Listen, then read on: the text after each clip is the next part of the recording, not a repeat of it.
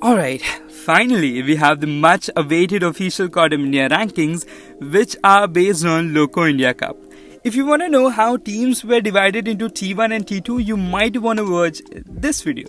And today's video is kinda part 2 of it, where we have the ultimate result. But before we get into this, I would like to clear a few things up. Codm India is an official community server and not a server of Activision officials. These people are working for free and trying to do what Activision should be doing at ground level and help the community grow. People been disrespecting them lately, and which is not at all healthy, especially when it comes from some well-known people in the community. If we can't support them, let's not disrespect them. The most you can do is just appreciate their efforts, nothing else. Because at the end, it comes down to, if not them, then who? हम सबको पता है कि Activision कितनी serious है इस game को लेके, right?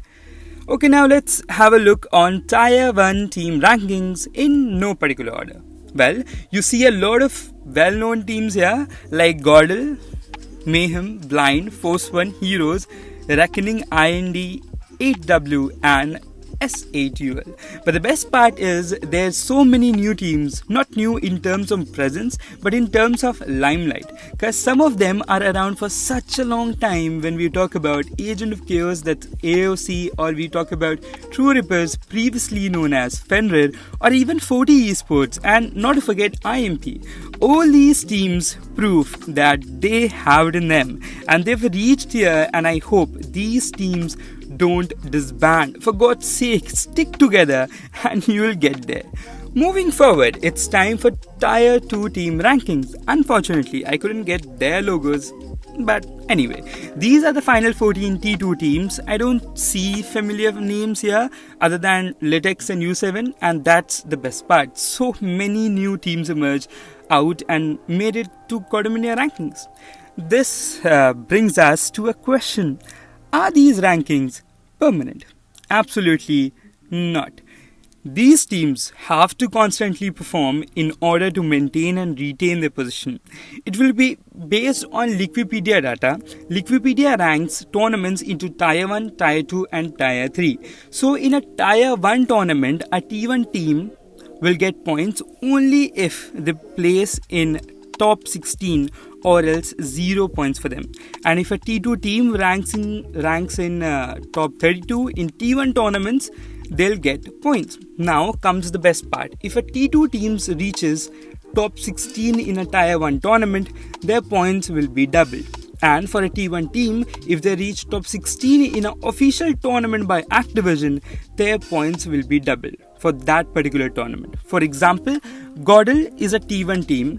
If they win India Cup Pro, they'll gain 50 points and that will get into 2, so 100 points for Godel.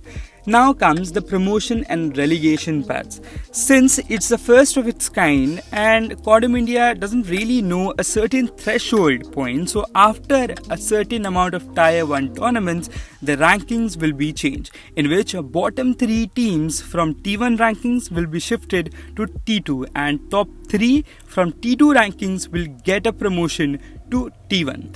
And if you are looking to make your way into Codm India rankings, I might have just the right place for you to start, as Revenant Esports is back with Lethal Showdown Season 2.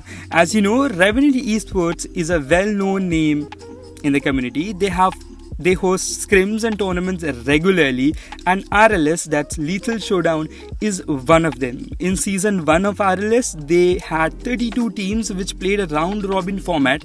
Rewards aside, objective of this event is to help booming and pro teams to build synergy, coordination between each other, which will help them eventually in official tournaments. For more details, join Revenant Esports Discord server. Link will be in description.